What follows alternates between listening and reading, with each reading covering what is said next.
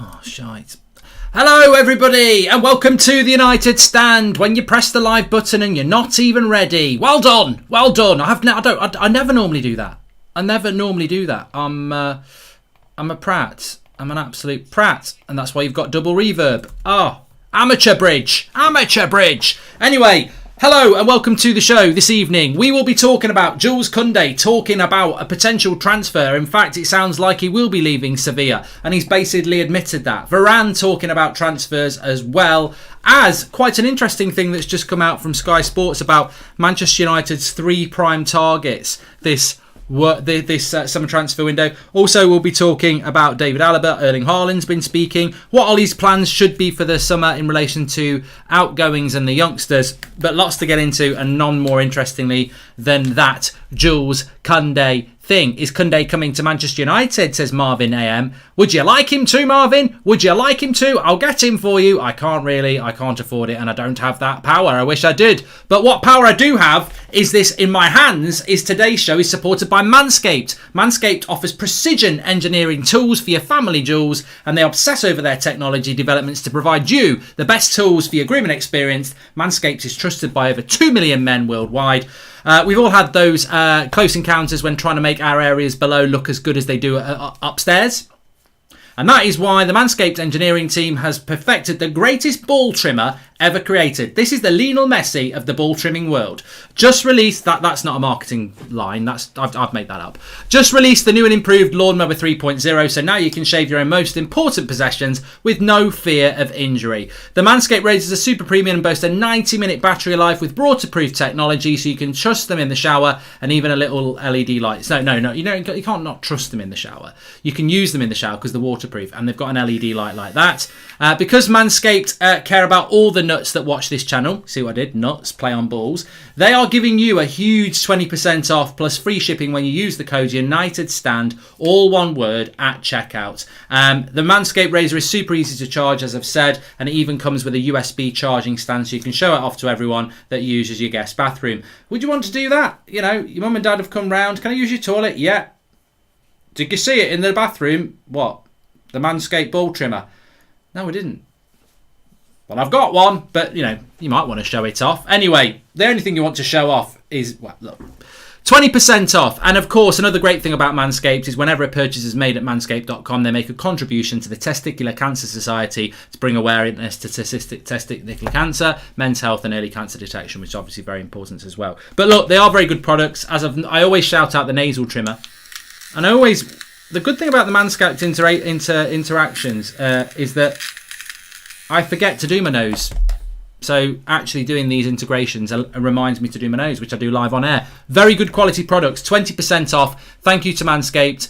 Trim the grass to make the yard look bigger. In fact, I did that this week. I trimmed the grass. It'd been raining a lot and the grass was really long. And I trimmed the grass, I cut the grass, and the garden looks way bigger. And that is not a metaphor. I actually did cut my grass and it did make my yard look bigger. And then the next day I did use that and it did make it look bigger. Anyway, links in the video description, 20% off. Let's get on with the show. I'm sure we're all ready to. It's Friday night. We always have a bit of fun on a Friday night. We'll do a bit of a Q&A as well. But let's get off. What are we doing? What we're doing? What we're going to get off to? Let's talk about Jules Kounde, Manchester United target. I would like to see at Manchester United. We seem to be very obsessed with Pau Torres at the moment. Everybody thinks Pau Torres is the man. But can I just say this? 5 centre-backs, Upamecano, Alaba, Konate, Varane, Kounde. I would have took any of those 5. 3 of them have gone already. We're desperate for a centre-back, and my top 5, 3 of them have gone already. So now we're left with Varane or Kounde, and if we don't get any of those, we're left with Pau Torres. And I know many of you like Pau Torres. I'm not saying he's crap. I'm not saying that. But I'm telling you, my top 5 are gone. I'm not the Man United manager. Your number 1 choice might be Pau Torres. I think you need your head reading if you think Pau Torres is the best out of everyone I've just said there. But what I would say is, if we do get Pau Torres, there's a very strong argument again that we've done what we did with Moyes, what we did with Van Gaal, what we did with Mourinho, and that is not bring in first or second choice signings. Upamecano was a player we wanted last summer. He's now gone to Bayern Munich. Alaba is a player that we've not really been linked to. Konate a little bit. Varane, Kounde. We've got to get one of those, Varane or Kounde for me, because if we get Torres, I feel that we're getting another third or fourth choice signing, another Donny van der Beek for Ollie, and that I don't think that that's what Ollie wants really, but we'll see. Anyway, Jules Kounde has been speaking. He says, regarding my future, it is certain that I will perhaps have to change this summer. Nothing is actually acted yet. I have not decided anything. So obviously my goal is to one day evolve into a great club, to try to progress and to win trophies too. I may have to move, but that is not on the agenda right now. So another player that is effectively talking about, leaving, and another player that is talking about, probably waiting till after the Euros.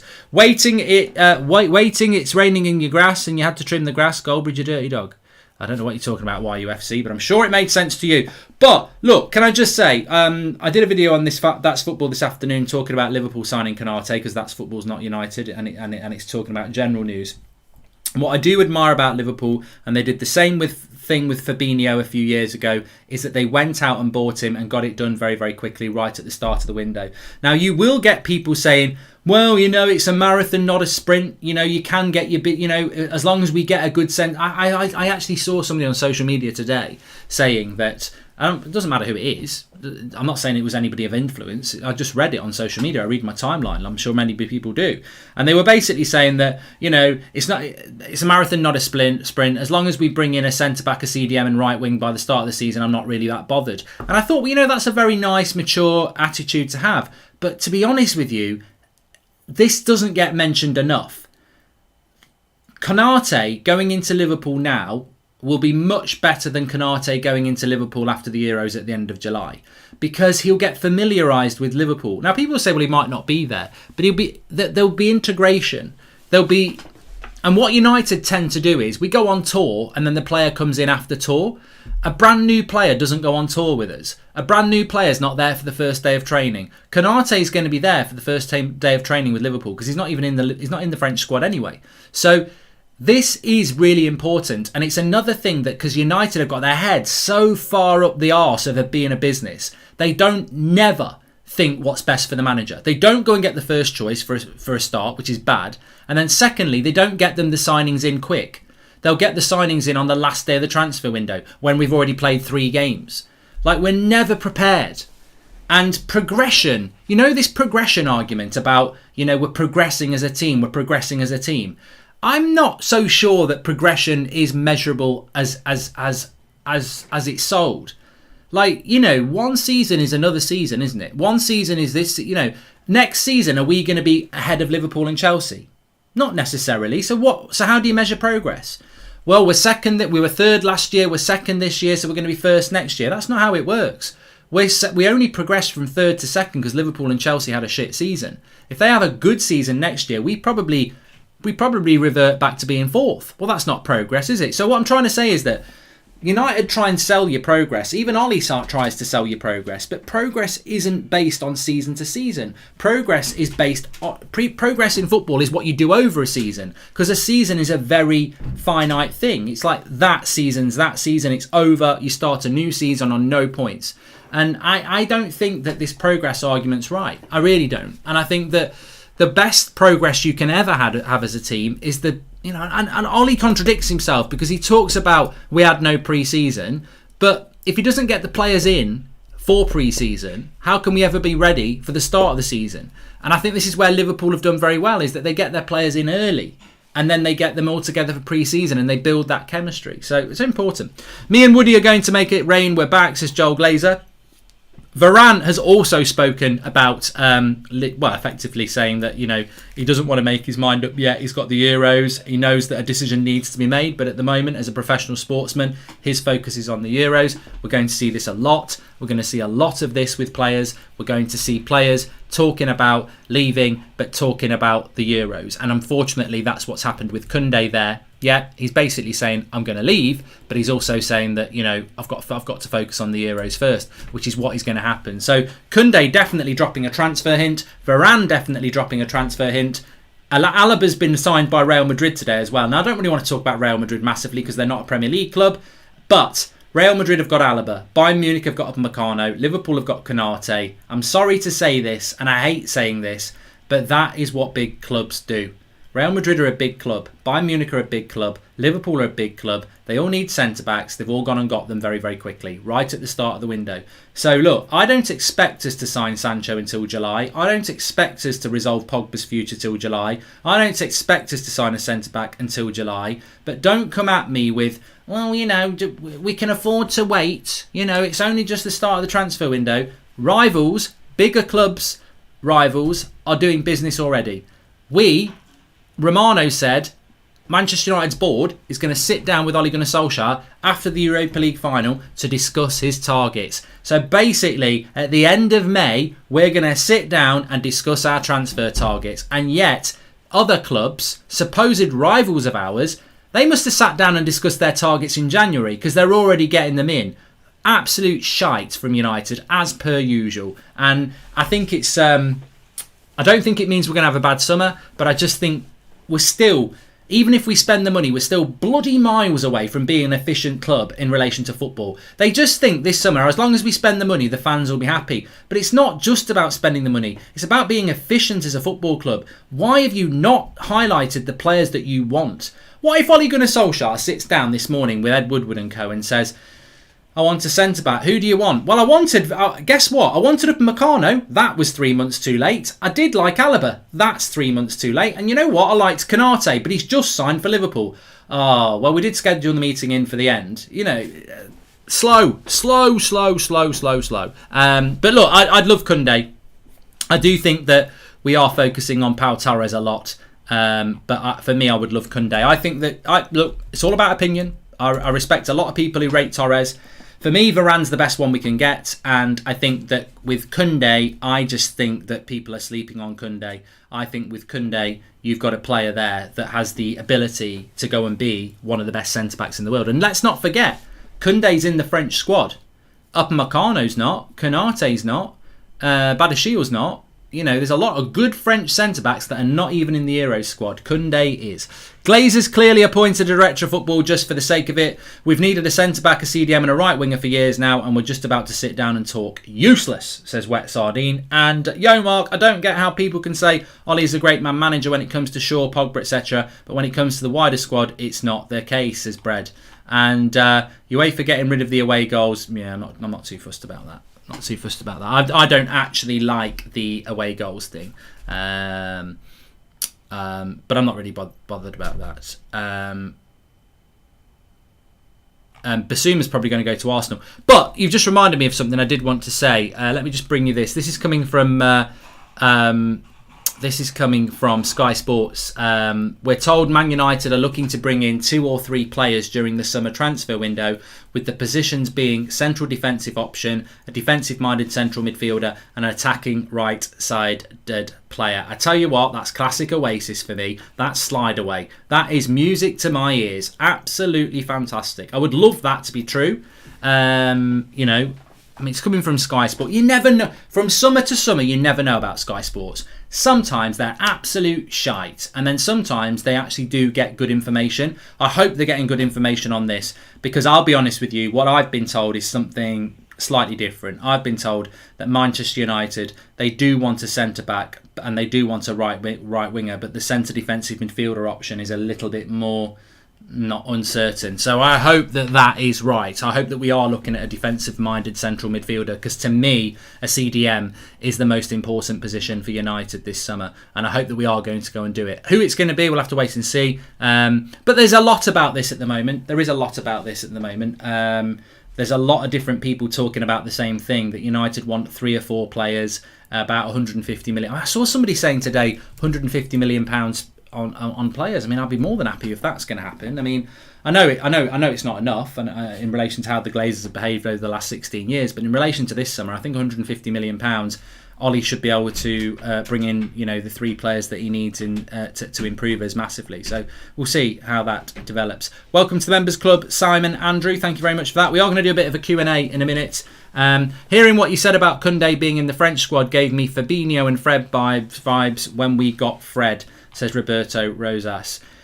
You know, we're never all going to agree, though, are we? We'll never all agree on what we want.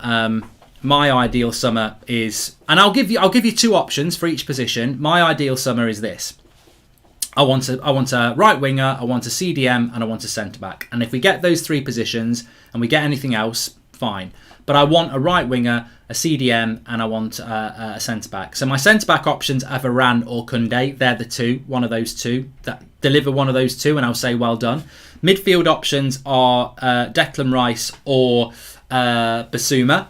Deliver one of those 2, and I'll say well done. And then my right wing options are Jadon Sancho, and probably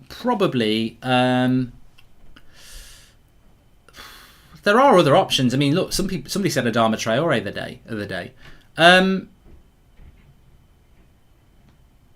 I just want someone who's creative. I mean, I'll be happy with Rafinha. I would be happy with Rafinha. I don't think it will happen, but I would be happy with Rafinha because I think he gives, as long as they're creative. So, 3 positions. That's all I want.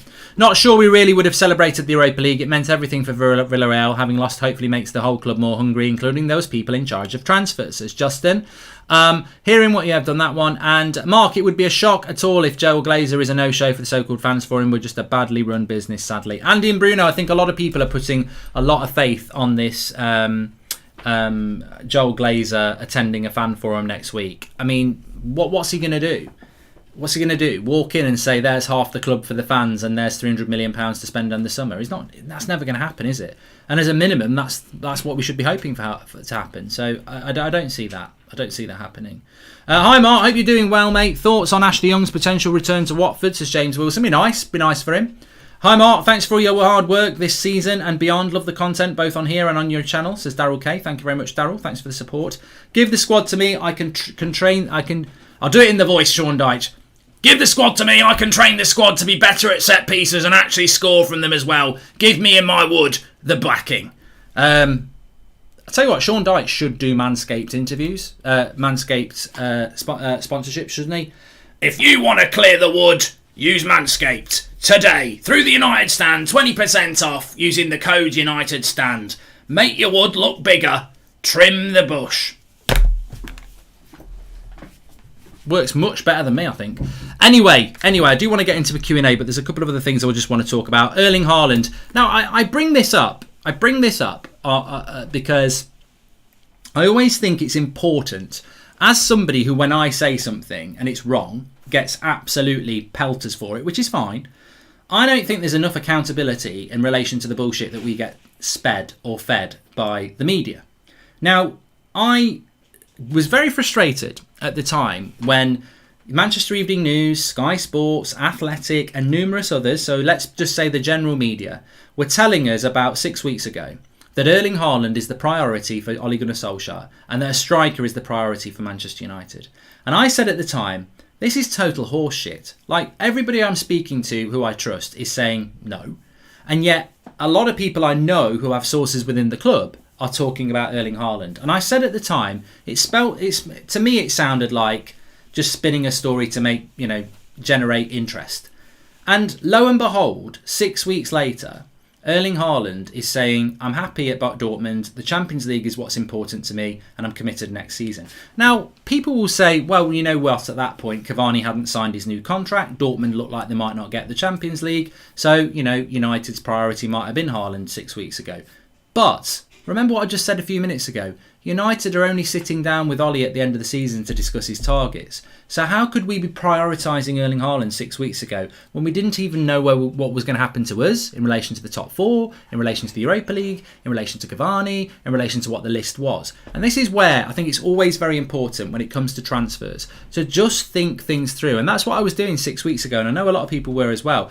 Where would we get £200 million to spend on a striker? Because that's how much Erling Haaland was going to cost. Dortmund wanted 150 million. They got 130 million for Ousmane Dembele. They wanted 120 million for Sancho last year and didn't budge. They would never have budged on 150 million for Haaland. Then you've got to pay his wages. Then you've got to play Riola. So you're going up to 175 million to buy a player. And yet 6 weeks ago, most of the credible English press were telling you that Man United were looking to sign Erling Haaland. And lo and behold, 6 weeks later, no one's talking about it because we've all moved on. You've got to be very careful about what gets put out there and why it gets put out there. We called it out at the time, and lo and behold, it's come to pass that there was never any likelihood of Manchester United signing Erling Haaland. But at the time, everyone's getting really pumped up about it. And you think, well, you know what? That's how it works. That is how it works. Manchester United Football Club themselves have a page on their website now about transfer news. Now, I know they're not the only club to do that. Man City have been doing it for a while. But how does that sit right with you? That the club's own website has a page about transfer news about that. So they're getting, it's in their interest to drive traffic to their own website about transfer news. And this is where, for me, it gets a little bit, not corrupt, but dubious. So that it benefits the club to be linked to a player that they're never going to buy. And it benefits that player to be linked to Manchester United or a transfer because it generates in... You know what I mean? I think people have got fingers in many different pies, and ultimately it's our eyes they want to generate that traffic. But yeah, you know, it's... we're never going to get Haaland. We need the youth centre-back. Ryan from Monaco says Dill. And if bored so hard up for funds, the deadheads should have spent time brainstorming since New Year's, jettisoning the deadwood, says James Howell. And I know it's not on your radar, but Son is there for the taking. Great attacking left winger, but has a great right foot. I'd take Son. IKEA, I'd take Son. I'd love Son at Manchester United. But please smash a like on the video, by the way. 1,000 likes nearly incoming, so smutty. But I also want to just say as well, we are entering silly season now. I do take a deep breath before I go and check my social media timeline at the moment, because all these accounts that I remember from last year and some new ones start appearing. You know, people with 5,000 followers who have a name that sounds like they're an agent, but you know you've never heard of them before, or a journalist, or an ITK, this, that, and the other. And you know what? You know what I think? You get these people coming out saying Sancho to United is basically done. They're just keeping it quiet till after the Euros. Tier 1 news, I've got an inside source at the club. And you know what I think?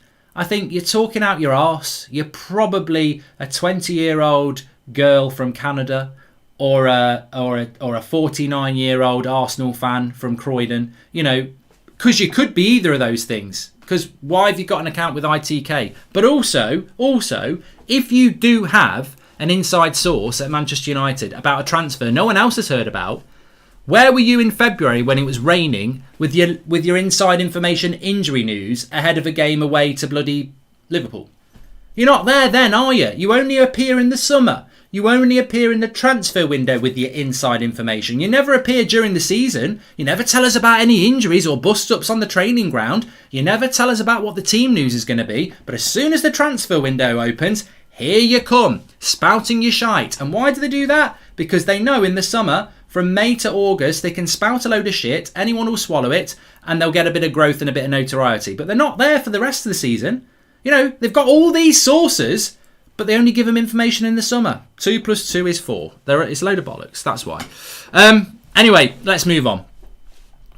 Mark, you say you always give second chances, but how many second chances do you want to give to the Glazers until they break you, says Red Baron. I'm not giving the Glazers a second chance. Look, I don't think the Glazers are going anywhere. I said this all along. I think there was a great opportunity when the protests happened, and I think they were scared, but it's gone quiet, and I think they've ridden the storm now. I remain as much Glazers out as I've always been, and I will support any movement that I think helps reform at the football club, but it's gone very quiet again now. Would you trust Ollie with 150 million, says the Lost Poet.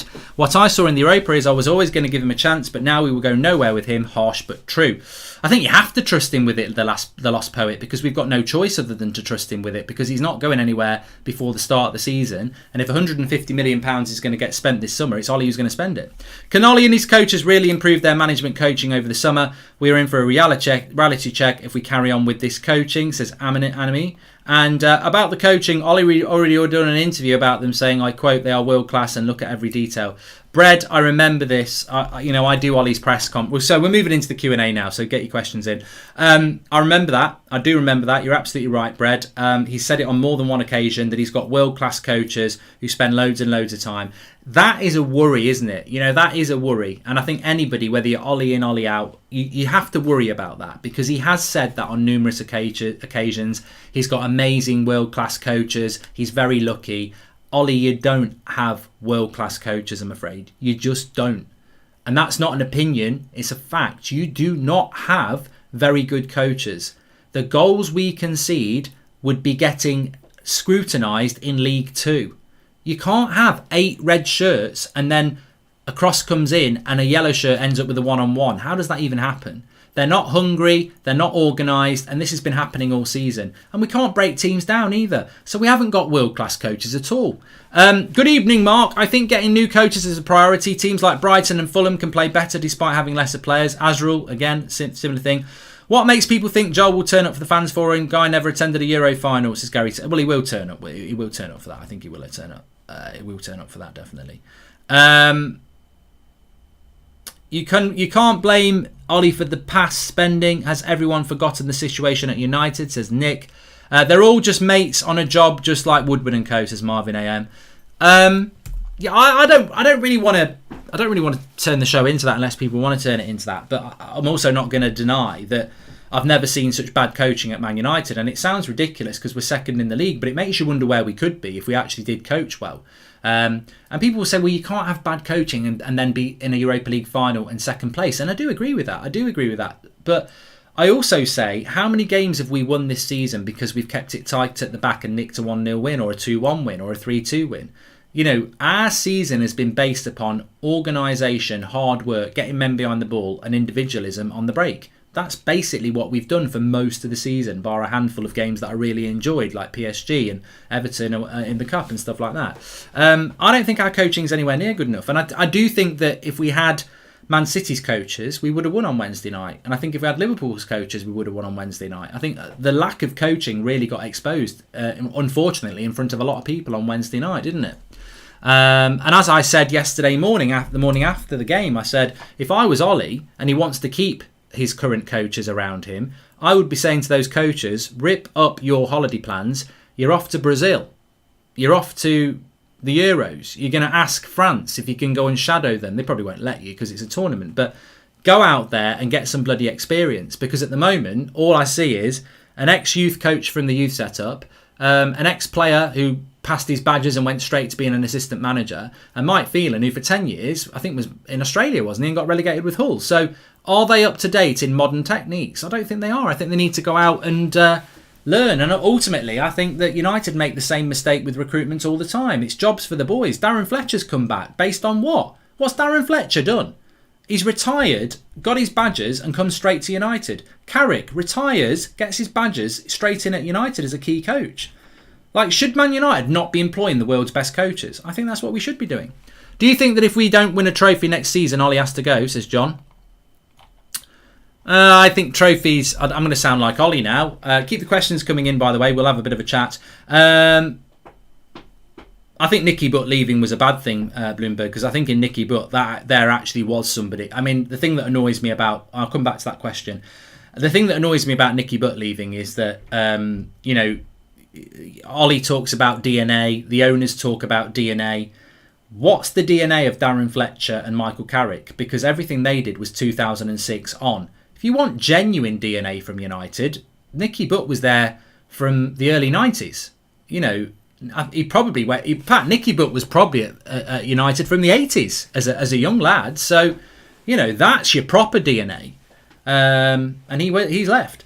Mark, do you watch the Villarreal Europa League final training session versus United's, both on YouTube? The difference would shock you, says Michael Nelson. I can't watch United's training sessions. It's almost like I half expect them to be doing run to the first cone and back, the second cone and back, third cone and back, pass around in a triangle.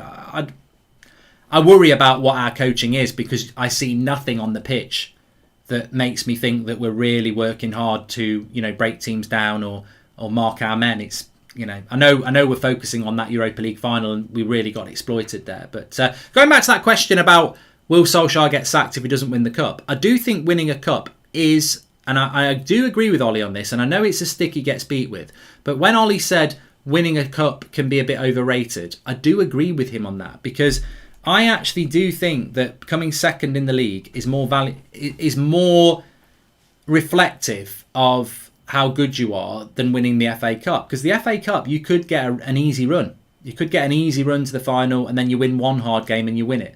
But to get second in the Premier League, you've got to play everybody twice, 38 games, and there's no, if you get relegated, you deserve to get relegated. If you win the league, you deserve to win the league. If you finish second, you deserve to finish second. And I think we can all say that, yeah, Liverpool and Chelsea had a bad season, but we still came fourth. And a lot of people, myself included, didn't think we'd get top four this year. So even if you want to say, well, we're only second because Chelsea and Liverpool had bad seasons, we'd still be fourth, and we'd still deserve to be fourth. So I think that if we don't win a trophy next season, he could still be manager if he gets top four again. Because I can't overstate this. I've said it so many times. Our board are only interested in top four. That's a bad thing because they're only interested in top four. And if you get fourth, you keep your job. And if you finish fifth, you don't. Louis van Gaal won an FA Cup and got sacked even though he finished joint fourth. But he actually finished fifth on goal difference with Man City, if I remember correctly. But he got the sack because if he'd scored one more goal or got one more point, he'd have stayed in the job.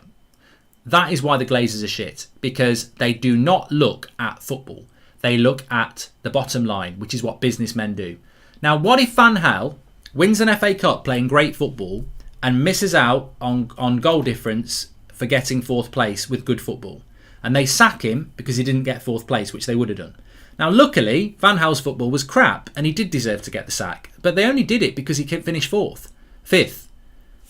Moyes got the sack for not finishing in the top four. Mourinho got the sack because he wasn't going to finish in the top four. If Ollie finishes fifth next year, but there's a bit of, we're a bit unlucky, he'll get the sack. If he finishes fourth and the football's shit, he'll keep his job. And that's what the Glazers do. They're only interested in getting in the top four. Doesn't matter how good you're playing. Doesn't matter if you're showing any development. As long as you get fourth, pat on the back. World-class coaches quickly identifies the position they need to invest, and yet CDM is still not the priority as striker is. This proves their level, says Akil. Akil, thank you very much for the super chat there. Mark, do you believe that Ollie can change his no subs mentality, bad defensive coaches, and treatment of Donny, Axel, and probably future players, says Kareem. I think Axel will go this summer, Kareem, on that one. Mark, by giving Ollie a new contract, it's going to cost the club millions if they've got to sack and replace him and his mates with new people, says Andy and Bruno. Well, they'll be hoping that doesn't happen because it'll cost them millions to sack him now. So they've made their choice. They're hoping it works.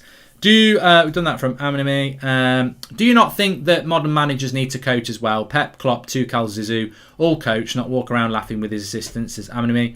And the Alaba news is really annoyed. It started again, hasn't it? Everyone getting their deals sorted in good time whilst we slug it out all window, says Nick P. And hi, Mark. Along with the right winger, will you take Varane plus Bazuma or Torres plus Rice? I'd take Varane and Basuma because I'm not convinced about Pau Torres. So I really do want Declan Rice, but I'm not convinced about Pau Torres. Whereas Basuma, I think, would do a good job, and I really do like Varane, Kushel. So I'd go Varane and Basuma over Rice and Torres, in my humble opinion.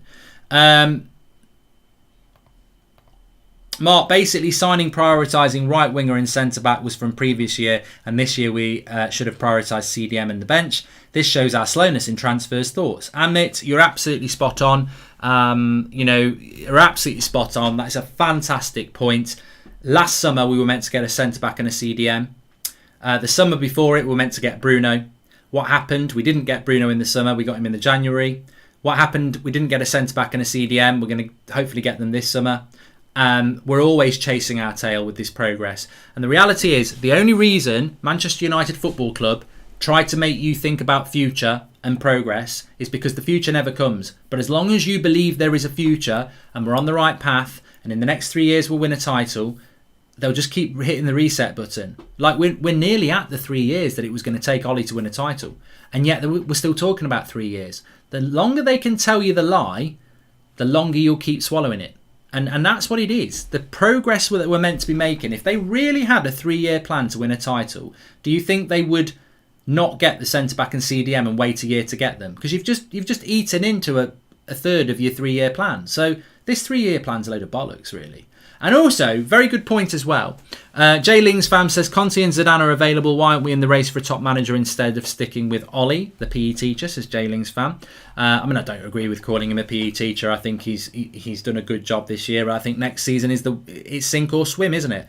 But I'm not sat here like saying everything's great. I don't think anyone's sat here thinking it's great. You know, if you're Ollie out, I understand. I respect that. I'm not at that point yet. And I think we all need to respect each other. But I don't think there's anybody that's sat here going, everything's great, we're going to be fine. I think the most optimistic person is doing it on hope. They want Ollie to be successful. They hope Ollie's going to be successful. I don't think anyone really believes it. I don't know how you can believe it. The evidence isn't there that it's definitely going to happen. We can all hope it's going to happen, but the evidence isn't there that it's definitely going to happen. And it is somewhat concerning that, I think one of the problems, I learnt this, is Zidane a glorified Ollie, says Jordan Wright. He won 3 Champions Leagues in a row and he's won La Liga.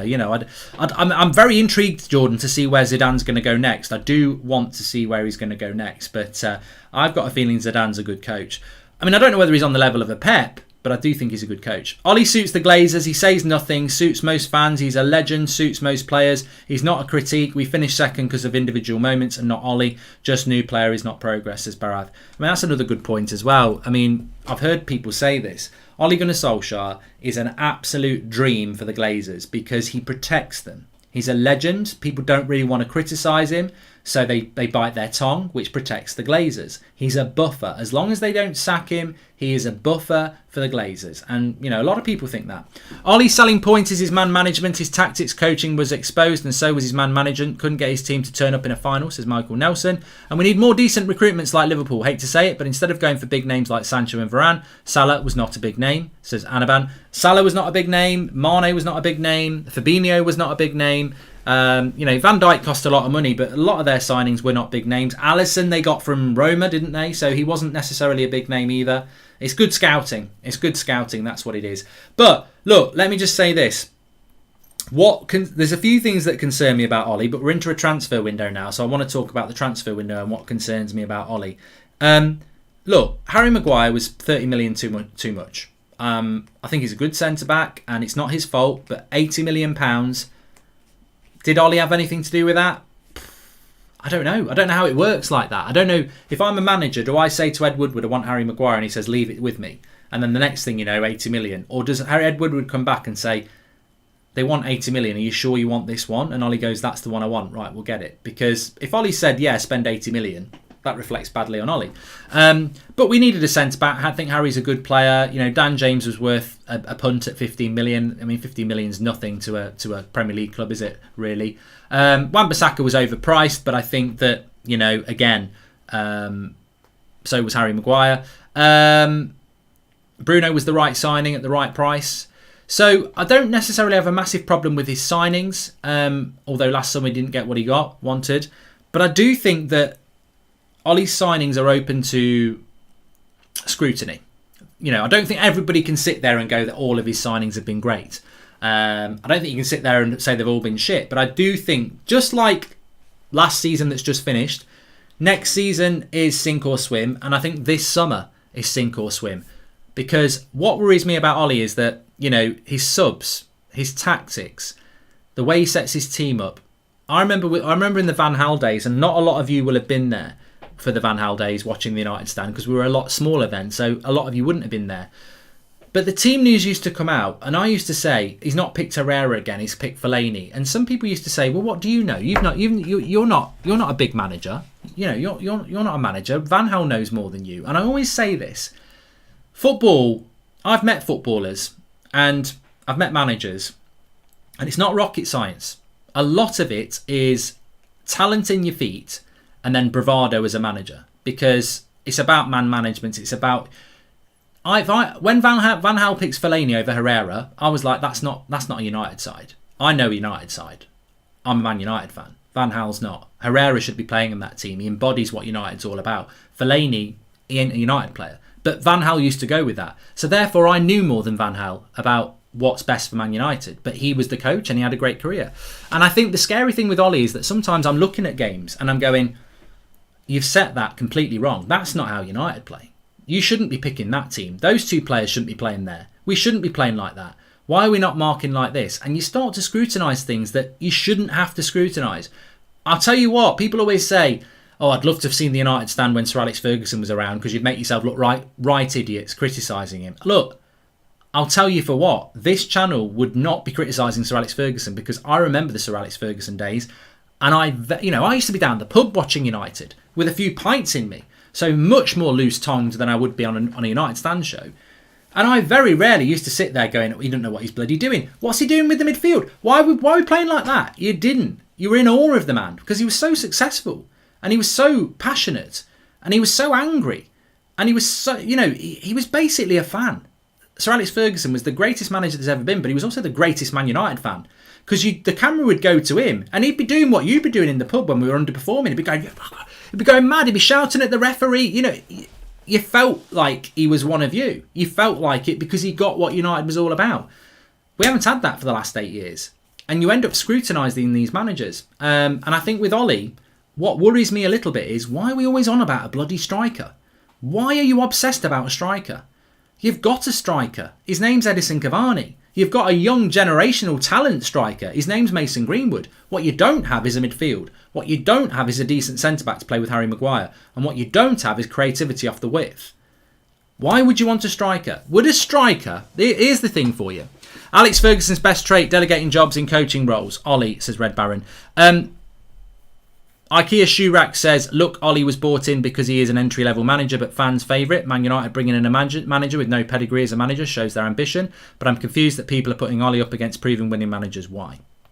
Well, it's a good point, IKEA. I mean, he was brought in as a stopgap. He was never meant to get the job. Ed Woodward said, we won't make a decision until the summer after Mourinho. We're going to take our time. We're grateful for Ollie coming in and doing a short interim job. What did he do? He handed him the bloody contract in April. He didn't wait till the summer.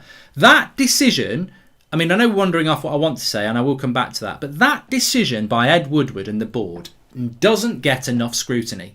Go back to the December when Jose Mourinho got sacked, and Ed Woodward said, we're going to take our time and we'll appoint a manager in the summer when we're in possession of all the facts. What happened? Ole Gunnar Solskjaer had an amazing 3 months. Ollie's at the wheel. I was there. There's a video of me outside Old Trafford with thousands of people around going, Ollie's at the wheel. As a fan, I'm allowed to do that. As a fan, I'm allowed to get on the wave and surf it. That's my job as a fan. I'm allowed to get excited and go over the top. I'm allowed to say things like, Bruno's the best player in the world. I'm allowed to do that. But as a business owner, and look, let's not forget, the Glazers and Ed Woodward, they're not United fans, they're business people. What did they do? They started jumping on the wagon and going, there's a new contract for Ollie in March. The season wasn't even over. The season wasn't even over. And they gave him a contract. What happened? We popped. We bottled it. And we didn't even end up in Europe. If they'd waited 6 weeks longer to May, they'd have seen we didn't get top four, and they probably would have had to go, thanks, Ollie. You did a really good job as an interim manager, but it all fell apart. We're going to get someone else in now. But they didn't. They handed him the contract. Now, I wanted him to get the contract. I'm not being a hypocrite, but I'm not running Manchester United Football Club. They never should have done what they did. They never should have given a contract to Ollie in March. They jumped on a hype wagon and they exposed themselves as inept because Ed Woodward himself said in the December, we're going to wait till the summer and see where we are, and we're going to go through a big process for the new manager. Did they bollocks? They jumped on the Ollie's at the wheel thing and they handed him a contract. And that really cost us. Sorry, this man management nonsense annoys me because it's only with his favourites. If he really was this fantabulous manager, it would be with everyone, says Bread. And this season, Varane played the 4th most minutes for Madrid. I thought he might be a risk, but that's the kind of quality and consistency our lineup needs, says Manchild. And Glazers will only Boateng and Sancho as major signings at the end of the window. We will miss out on Varane, Kounde, then panic and buy Boateng to cover up, says Rakib. Well, the targets are dropping. Like I said, I think back in January, my top 5 centre-back targets were Alaba, Upamecano, Konate, Kounde and Varane. Well, 3 of those have gone already. You've only got Varane and Kounde now.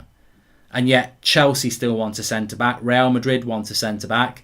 I think Barcelona want a centre-back. I think PSG want a centre-back.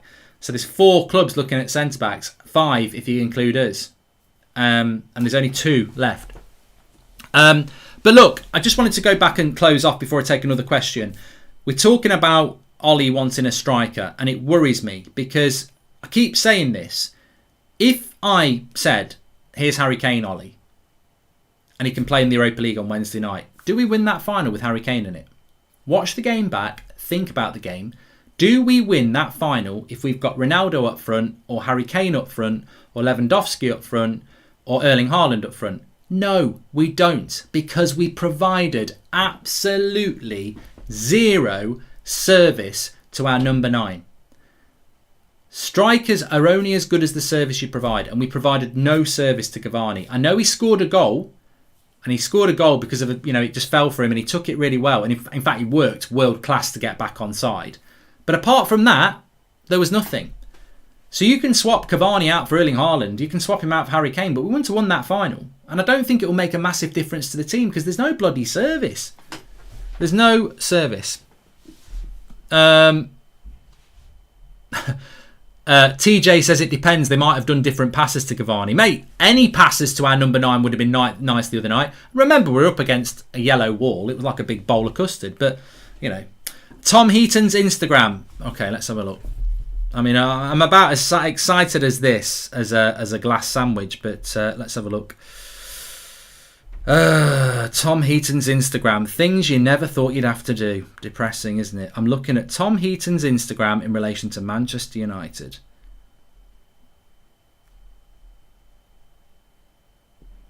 Oh, it's been an honour to play for Aston Villa Football Club. At the end of the day, in fairness to Tom Heaton, he's a reserve goalkeeper. I mean, he's a reserve goalkeeper. Who gets excited about a reserve goalkeeper? A reserve goalkeeper is like having an Audi in your garage when you've got a Ferrari on your drive. And I'm sure there's even better analogies than that, isn't there? It's like having a microwave lasagna in your fridge when you've got a nice, freshly cooked steak and chips on your table. I'm not going to use it, mate. Nothing wrong with it, but I'm not going to use it. Should have bought in Mata for Rashi in the 60th minute. That extra creativity would have taken us over the edge, says Joseph. Yeah, but you're totally ignoring Van der Beek. I mean, I do think that Mata would have made a difference in a game like that against the low block. But what about Van der Beek? What about Van der Beek? What's alarming with Ollie is that when the team have a slump, he can't motivate them. 2019 could beat Cardiff and Huddersfield. 2021 couldn't win the last few. Srinvasan, I don't think that's an Ollie. Well, obviously people will take it back to Ollie, but I think that is another thing I would add to my 4 things that I've spoken about numerous times. The defensive setup is a joke from crosses. Breaking down teams who sit back is awful. Being shit in the first half is ridiculous, and the lack of subs is awful as well. But you hit on another point that actually goes back beyond Ollie. United, and this is the players actually. United squad, and look, maybe Ollie can't change this. Maybe Mourinho couldn't change this. Maybe Van Gaal couldn't change this. United squad for a number of years has had this issue that when things are going well, things go well. We've seen United go on massive runs, 3 months of, not losing games. We know United can do that.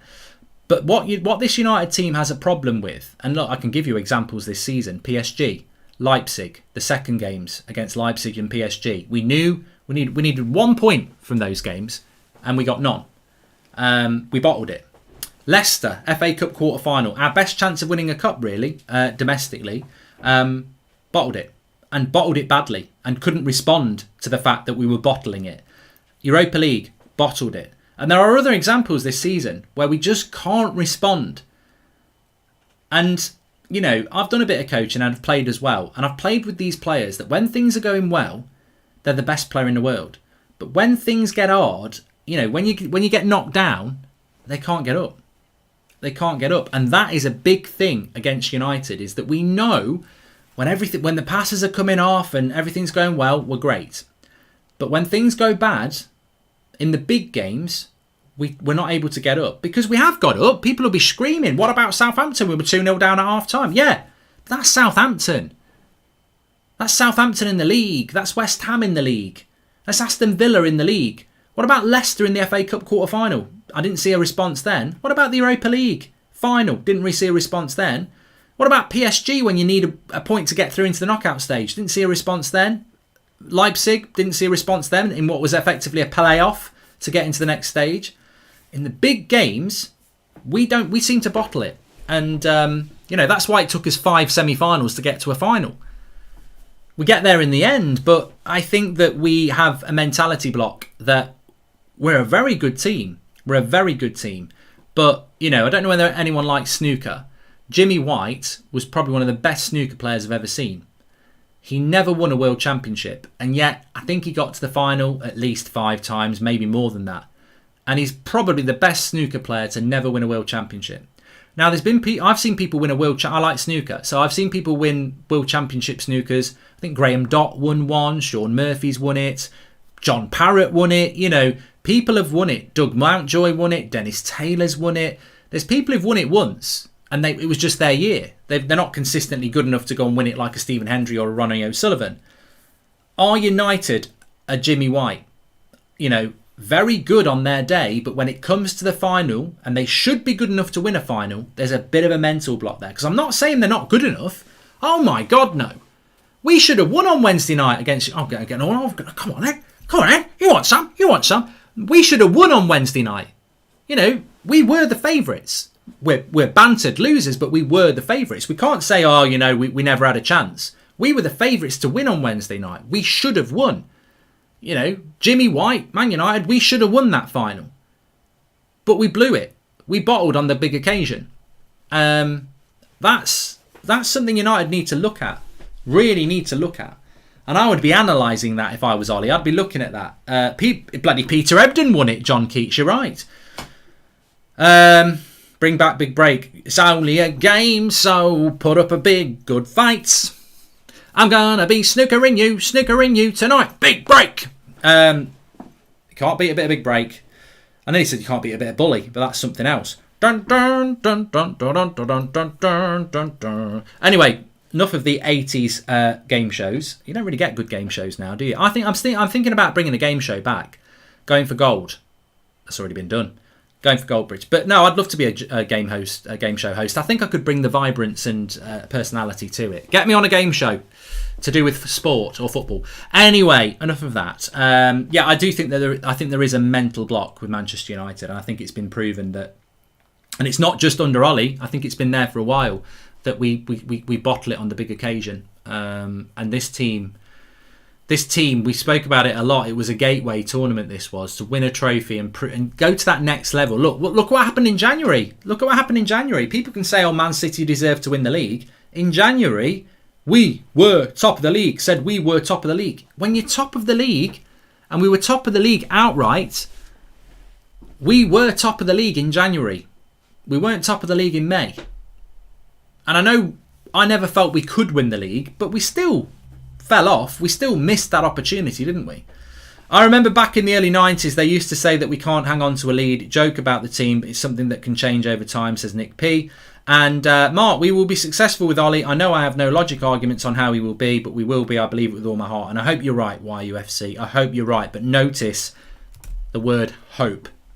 Arsenal fans banter us for losing a final that they couldn't win. Also, we got Champions League next season. How will they attract players without pounds, says Ronald. I'll tell you a funny story about Arsenal. In fact, there's loads. There's loads of funny stories I can tell you. But basically, I was asked on Twitter earlier on who I wanted to win the final tomorrow. Chelsea or Man City. And I'm doing a watch along for that on That's Football tomorrow night. So make sure you join me for that. And I said I want Chelsea to win because I like their kit. And then I said, I'm only joking. I want Chelsea to win because I don't like Man City. And, also I want Man City to stay in the banter club with Arsenal, which is 0 Champions Leagues. Of course, Arsenal fans straight away. And I get an Arsenal fan saying, since Sir Alex Ferguson's retired, we've won more major trophies than you have. And I said, but in the last 2 years, you've finished 8th. So where do you want to draw your history line in the sand? Because, if you want to talk about where is it you want to be relevant? Because you've won more trophies than us since Sir Alex Ferguson retired. Why is that? Why is that point relevant? But what about the last 2 years when you finished 8th? 2 years in a row. So You're only as good as you... The truth is, you're only as good as you are. At the moment, Man City are better than Manchester United. They're a better club with a better manager, with better players playing better football. That is the only thing I'm interested in. You're only as good as your last meal. That's what Gordon Ramsay said. And I think he's right. And I don't even know if he said it, but it's a good saying. You're only as good as your last meal. Gordon Ramsay, circa 2021. Never said it.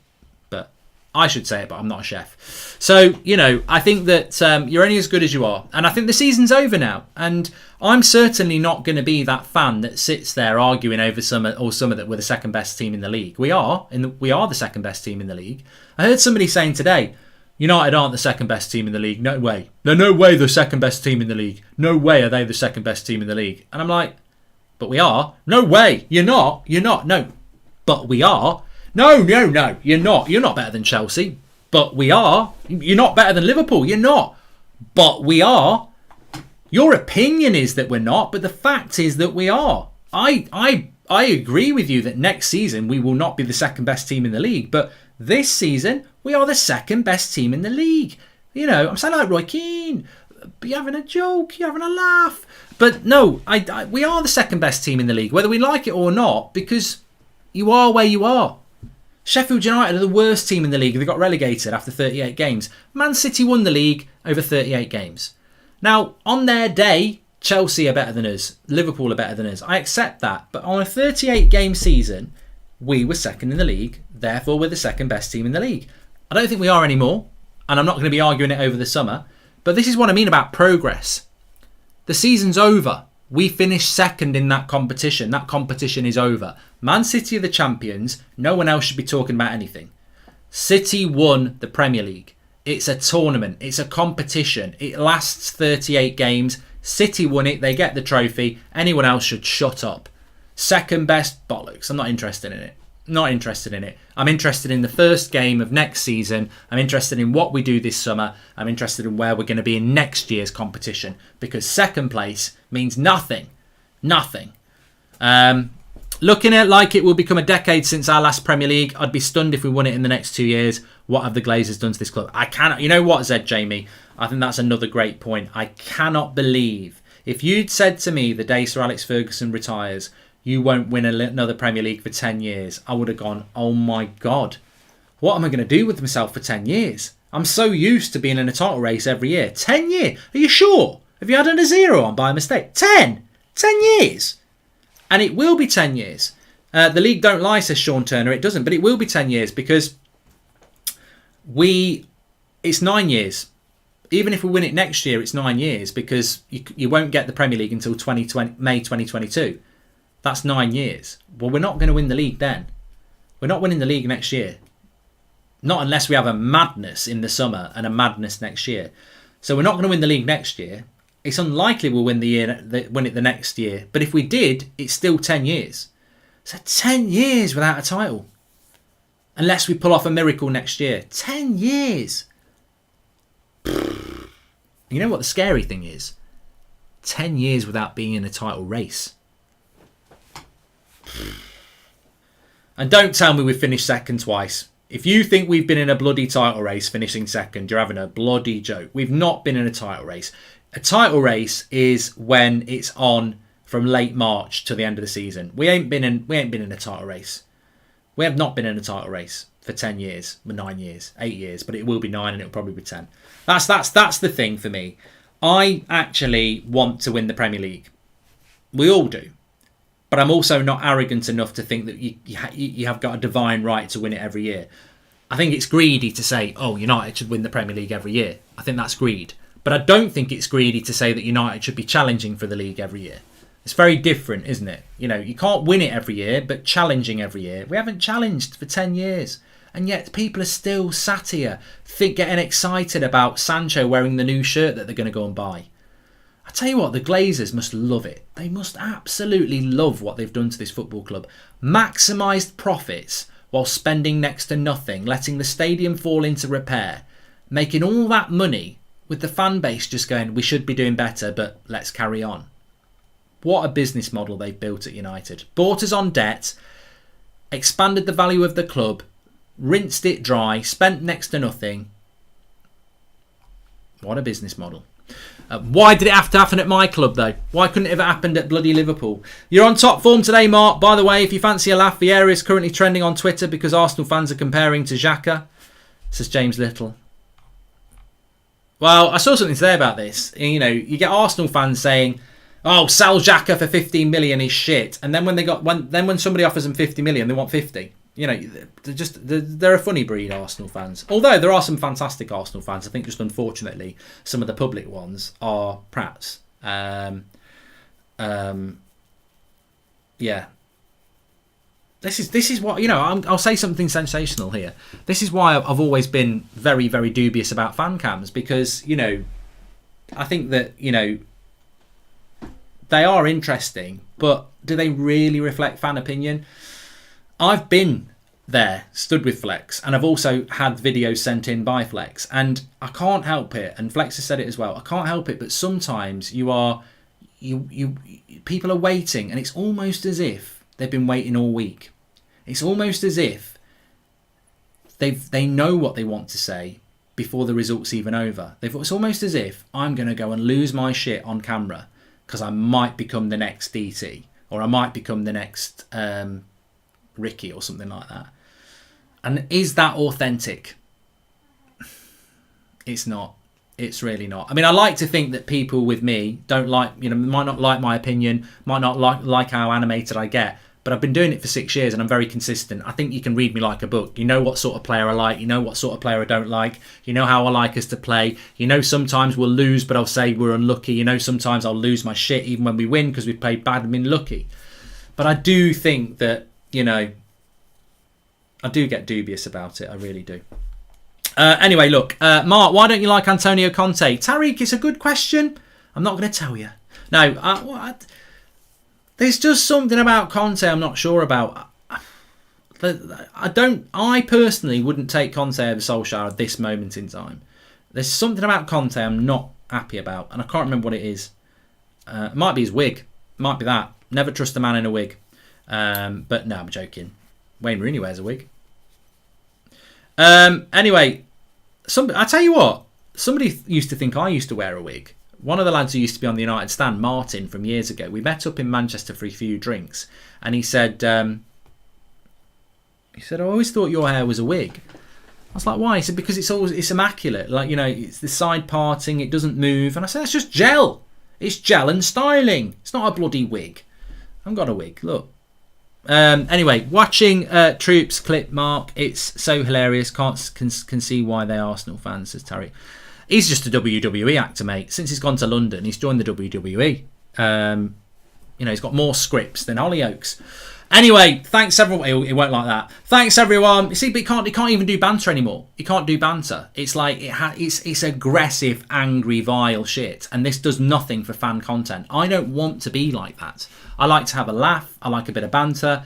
I don't take myself too seriously. The community doesn't. We're very passionate about Manchester United, but I just feel that fan content has become a gimmick. It's imploded on itself. You know, people throwing popcorn up in the air, or, you know, kicking a laptop and stuff like that. It's like, I know when I've lost it. I know when I've lost it, and I know it's authentic, and I know it doesn't happen very often. But it's almost like people see that and go, right, next show, I'm going to put this here. When you don't like something, you say this, you grab this, you throw it, you know. I think people are seeing through it. Anyway, have a great Friday night. Big up to Manscaped. Get yourself some Manscaped. Trim the bush to make the wood look bigger. Code 20% off. UNITEDSTAND is the code, 20% off. That is the Manscaped ball trimmer. This is the nasal trimmer. Very good products. 20% off. Link in the video description. Check it out. And as he said, I say trim the grass to make the garden look bigger. He says, trim the bush to make wood look bigger. Thanks everyone for watching. And on that bombshell, I'll speak to you in a bit.